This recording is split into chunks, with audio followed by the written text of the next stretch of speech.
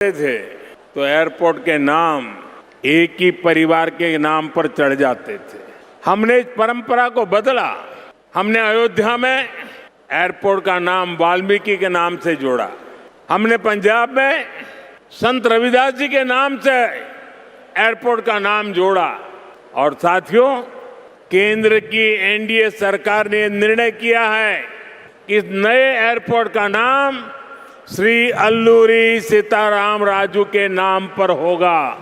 आंध्र प्रदेश का जो भी नागरिक इस एयरपोर्ट से यात्रा करेगा, देश और दुनिया का जो भी नागरिक इस एयरपोर्ट से यात्रा करेगा, उसे अल्लूरी सीताराम राजू जी के नाम से जनसेवा और राष्ट्र सेवा की प्रेरणा मिलेगी। మిత్రులారా, ఒక గతాన్ని మళ్ళీ గుర్తు చేసుకుందాం. ఒక సందర్భంలో భారతదేశంలో ఏ ఎయిర్పోర్ట్ నిర్మించినా ఒక్క కుటుంబం తాలూకా పేర్లే దానికి పెట్టేవారు. ఆ చరిత్రని మళ్ళీ ఎన్డీఏ ప్రభుత్వం తిరగరాసింది. అయోధ్యలో ఎయిర్పోర్ట్ ప్రారంభిస్తే దానికి వాల్మీకి గారి పేరు పెట్టాం. అలాగే పంజాబ్లో సంత్ రవిదాస్ గారి పేరుతోని ఎయిర్పోర్ట్ని ప్రారంభించాం. అలాగే ఈ కేంద్ర ప్రభుత్వంలో ఎన్డీఏ కూటమి ఒక ముఖ్యమైన నిర్ణయం తీసుకుంది. ఈ కొత్త ఎయిర్పోర్ట్కి అల్లూరి సీతారామరాజు గారి పేరు పెట్టాలనే నిర్ణయం తీసుకుంది. ఈ ఎయిర్పోర్ట్ ద్వారా ప్రయాణించే ప్రతి ఆంధ్రప్రదేశ్ పౌరుడు అల్లూరి సీతారామరాజు గారి పేరుతో ప్రజాసేవకు, దేశ సేవకు కూడా స్ఫూర్తి పొందుతారని తెలియజేస్తున్నాను. साथियों, बीते 12 इयर्स में देश के एविएशन सेक्टर ने असाधारण प्रगति की है।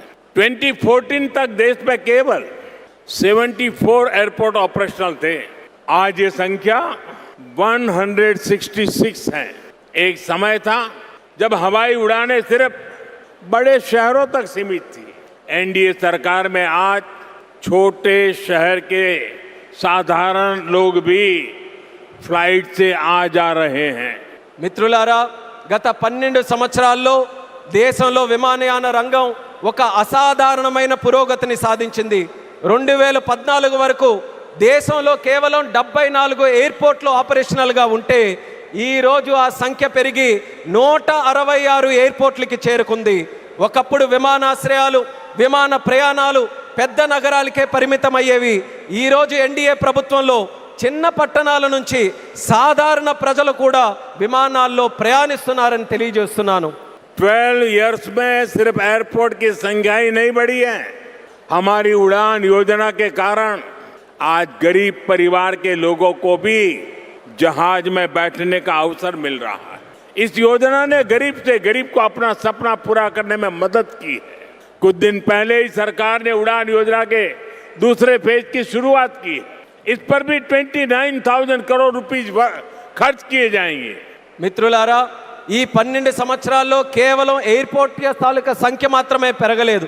మన ఉడాన్ పథకం వల్ల పేద కుటుంబాలకు చెందిన ప్రజలు కూడా మొదటిసారి విమానంలో ప్రయాణించే అవకాశం వాళ్ళందరూ పొందారు. ఈ పథకం అత్యంత పేదవారికి తమ కలలు నిజం చేసుకునే అవకాశం కూడా కల్పించింది. కొద్ది రోజుల క్రితమే కేంద్ర ప్రభుత్వం ఉడాన్ పథకం తాలూకా ఫేజ్ 2ని కూడా ప్రారంభించింది. దీని ద్వారా దేశంలో 29,000 కోట్ల రూపాయలు ఖర్చు చేయబోతుందని తెలియజేస్తున్నాను. साथियों, एविएशन सेक्टर में देश ने एक और बड़ा माइलस्टोन हासिल किया है। कुछ ही दिन पहले काशी में जी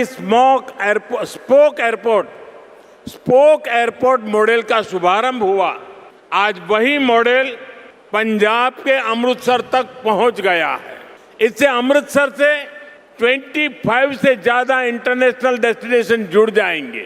मैं इस उपलब्धि के लिए आंध्र की इस धरती से पंजाब के लोगों को भी बधाई देता हूं।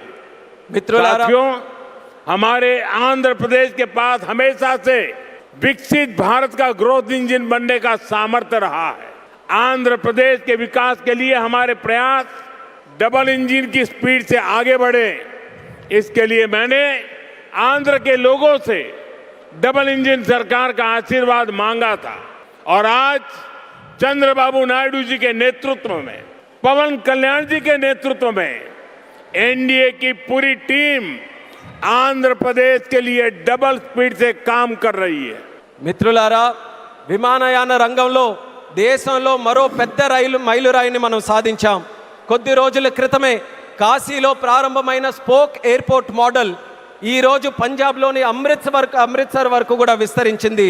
దీంతో అమృత్సర్లో 25కి పైగా అంతర్జాతీయ గమ్యాలకు నేరుగా కనెక్ట్ అవ్వడానికి అవకాశం కలిగింది. ఈ విజయానికి ఆంధ్రప్రదేశ్ నేల నుంచే పంజాబ్ ప్రజలకు కూడా నా హృదయపూర్వక అభినందనలు తెలియజేస్తున్నాను. అలాగే మిత్రులారా, వికసిత్ భారత్ నిర్మాణంలో ఆంధ్రప్రదేశ్ ఎప్పుడూ కూడా ఒక గ్రోత్ ఇంజిన్గా నిలిచే సామర్థ్యం కలిగి ఉంది. ఆంధ్రప్రదేశ్ అభివృద్ధి కోసం డబుల్ ఇంజిన్ వేగంతో మా ప్రయత్నం ముందుకు సాగాలని నేను ఆంధ్ర రాష్ట్ర ప్రజలకు డబుల్ ఇంజిన్ ప్రభుత్వం కోసం ఆశీర్వాదాన్ని నేను కోరాను. ఈరోజు చంద్రబాబు నాయుడు గారి నాయకత్వంలో, పవన్ కళ్యాణ్ గారి నాయకత్వంలో ఎన్డీఏ టీం మొత్తం ఆంధ్రప్రదేశ్ అభివృద్ధి కోసం డబుల్ వేగంతో పనిచేస్తుందని గర్వంగా తెలియజేస్తున్నాను. साथियों, आज देश ब्लू इकोनॉमी को लगातार मजबूत कर रहा है. हमारा विजन है कि पूरा क्षेत्र कोस्टल इकोनॉमिक कॉरिडोर के रूप में विकसित हो. इसी लक्ष्य के साथ विशाखापट्टनम से कृष्णापट्टनम तक हमारे पुराने पोर्ट्स को आधुनिक रूप दिया जा रहा है. इसके अलावा मुलापेटा और रामायापट्टनम में हम नए पोर्ट भी बना रहे हैं. మిత్రులారా, ఈరోజు దేశం బ్లూ ఎకానమీని నిరంతరం బలోపేతం చేస్తుంది. మా విజన్ ఈ మొత్తం ప్రాంతాన్ని ఒక కోస్టల్ ఎకనామిక్ కారిడార్గా అభివృద్ధి చేయడం. ఈ లక్ష్యంతో విశాఖపట్నం నుంచి కృష్ణపట్నం వరకు మన పాత పోర్ట్స్ అన్నిటినీ కూడా ఆధునీకరిస్తున్నాం. అదే సమయంలో మూలపేట మరియు రామయ్యపట్నంలో కొత్త పోర్ట్స్ని కూడా మనం నిర్మించబోతున్నాం. साथियों, पोर्ट डेवलपमेंट के साथ साथ पूरे आंध्र में हाईवे और एक्सप्रेसवे का नेटवर्क तैयार हो रहा है. विशाखापट्टनम रायपुर एक्सप्रेसवे जैसे प्रोजेक्ट इस पूरे क्षेत्र को रफ्तार दे रहे हैं. మిత్రులారా, పోర్టుల అభివృద్ధితో పాటు ఆంధ్రప్రదేశ్ మొత్తం హైవేస్, ఎక్స్ప్రెస్వేస్ నెట్వర్క్ని విస్తృతంగా పెంచుకుంటూ పోతుంది. విశాఖపట్నం రాయ్పూర్ ఎక్స్ప్రెస్వే వంటి ప్రాజెక్టులు ఈ ప్రాంతానికి సరికొత్త వేగాన్ని అందిస్తున్నాయి. साथियों, ये पूरा रीजन देश के बड़े औद्योगिक केंद्रों से आसानी से जुड़े. इसके लिए आज आंध्र प्रदेश में करीब 1 लाख करोड़ रुपीस की रेलवे परियोजनाओं पर काम चल रहा है. राज्य के पूरे रेल नेटवर्क का इलेक्ट्रिफिकेशन हो चुका है. यहाँ 70 से ज्यादा रेलवे स्टेशनों को भी आधुनिक बनाया जा रहा है. మిత్రులారా, ఈ ప్రాంతం మొత్తం దేశంలోని ప్రధాన పారిశ్రామిక కేంద్రాలతో మరింత సులభంగా అనుసంధానం అవ్వడానికి ఈరోజు ఆంధ్రప్రదేశ్లో దాదాపు 1,00,000 కోట్ల రూపాయలు విలువైన రైల్వే ప్రాజెక్ట్స్ తాలూకా పనులు కూడా జరుగుతున్నాయి. రాష్ట్రంలో రైల్వే నెట్వర్క్ అంతా ఇప్పటికీ పూర్తిగా ఎలక్ట్రిఫికేషన్ అయ్యింది.